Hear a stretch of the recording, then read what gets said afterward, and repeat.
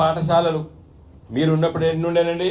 2014 వరకు 293 గురుకుల పాఠశాలలు ఉంటే ఇవాళ వాటిని 1022 పెంచినామండి. ఖర్చు కాదా?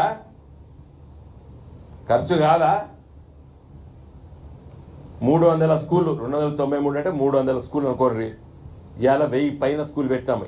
ఎన్నిసార్లు? 3 అంతలు పెంచినాం. మరి ఖర్చు 3 అంతలు పెరగలేదా? ఇవాళ ఈ గురుకుల పాఠశాల చేయబట్టి పల్లెటూరులో పడ్డ పిల్లలు మాకు సీటు కావాలి కావాలని చెప్పి తల్లిదండ్రులు ఎంబడబడుతున్నారు. మీ కాంగ్రెస్ వాళ్ళు తెలుగుదేశం ఉన్నప్పుడు ఈ ఎస్సీ తల్లిదండ్రులు, బీసీ పిల్లల తల్లిదండ్రులు, ఎస్టీ పిల్లల తల్లిదండ్రులు అయ్యో నేను పేదరికంలో ఉన్నా, ఇంకా ఇలాంటి స్కూల్లో నేను వేసుకోక తప్పడం లేదని చెప్పి బాధతో పిల్లల్ని ఆడ జాయిన్ చేసిండ్రు. ఇవాళ నాకు సీటు కావాలని పోతున్నారు. ఎందుకు? ఇవాళ అక్కడ పెట్టేటువంటి ఖర్చు 1,25,000 రూపాయలు ఖర్చు పెడుతున్నాం ఒక్కొక్క పిల్లగాని పైన. 1,25,000 రూపాయలు ఖర్చు పెడుతున్నాం ఒక్కొక్క పిల్లగాని పైన. పిల్లలు వేసవి సెలవులో కానీ మేము బల్లెనే వండుకుంటాం, బల్లెనే చదువుకుంటాం అని చెప్పేంత వరకు తీసుకొచ్చాం.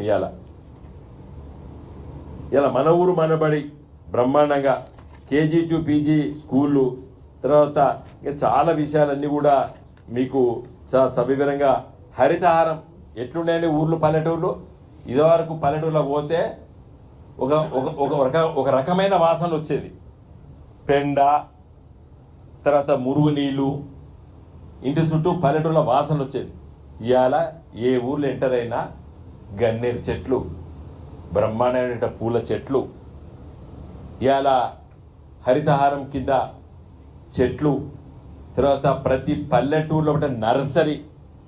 ఇలా ప్రతి ఇంట్లో చెట్లు, పండ్ల చెట్లు, పూల చెట్లు, వైకుంఠ ధామాలు.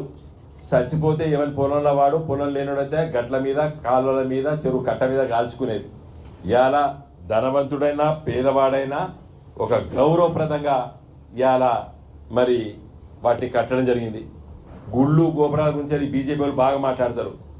ఇవాళ ప్రభుత్వ డబ్బులతో 1,200 కోట్లతో ఇవాళ యాదగిరి గుట్ట, యాదాద్రి ప్రాజెక్టు కట్టాం. మిగతా ఆలయాలకు 2,800 కోట్లు ఖర్చు పెట్టాం. ఏం ఫిజులు ఖర్చు పెట్టామండి?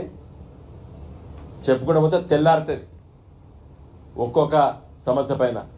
ఈ కాంగ్రెస్ వాళ్ళు 6 గ్యారంటీలు అని చెప్తున్నారు కదండి. 6 గ్యారంటీలు కాదు, ఒక్కొక్క గ్యారంటీలో కూడా 3, 4, 5 ఉన్నాయి. ఇవాళ ఏం లక్ష్మి, మహాలక్ష్మిలో బస్సు ఫ్రీ బస్సు ఎక్కువ అని చెప్పి అయిపోయిందంటాడు. ఎట్లయిపోతే దానికి 2 ఉన్నాయి. ఏది? 2,500 ప్రతి మహిళకి ఇచ్చేది, 500 రూపాయలు సిలిండర్. నువ్వు 6 × 3, 4 ఉన్నాయి, దాదాపు 21 పథకాలు రావాలి. 21 నువ్వు 2 అమలు పరిచినావు. నువ్వు 6 × 2 అంటమేంది? మీ మంత్రులందరూ ఇవాళ మన ముఖ్యమంత్రి గారి నాయకత్వాన, రేవంత్ రెడ్డి గారి నాయకత్వంలో మంత్రులందరూ మేము 6 × 2 అమలు పరిచినాము, 6 × 2 అమలు పరిచినాము, 6 × 2 ఇక్కడ చేసినావు. మహాలక్ష్మిలే ఒకటి చెప్పిన, ఇంకా దాంట్లో 2 ఉన్నాయి. ఒక పథకం కూడా చేయలేదు ఇంతవరకు. మొత్తం టోటల్ చూస్తే 21, 22 ఉన్నాయి. నువ్వు చేసే 2 మహాలక్ష్మిలో పావలవంతం చేసినావు గంటలు. ఇంకా మిగతా అస్సలు ఉన్నాయి, పైసలు పెట్టేవి ఉన్నాయి. ఇలా హాస్పిటల్ బెడ్స్ అండి, తెలంగాణ వచ్చినప్పుడు 17,000 ఉంటే ఇవాళ 34,000 hospital beds with oxygen beds పెట్టినాం. 1,400 ఉంటే ఇవాళ 34,000 ఆక్సిజన్ బెడ్స్ అండి. కాంగ్రెస్ వాడు పరిపాలించి మాకు అప్పచెప్పినప్పుడు మొత్తం తెలంగాణలో 1,400 బెడ్స్ మాత్రమే ఉండేది, ఆక్సిజన్ పైప్ లైన్తో ఉన్నాయి. ఇలా 34,000 చేసినాం. తెలంగాణ ప్రజలారా వినండి, ఇవన్నీ మేము ఒత్తుకోవాల్సి వస్తుంది.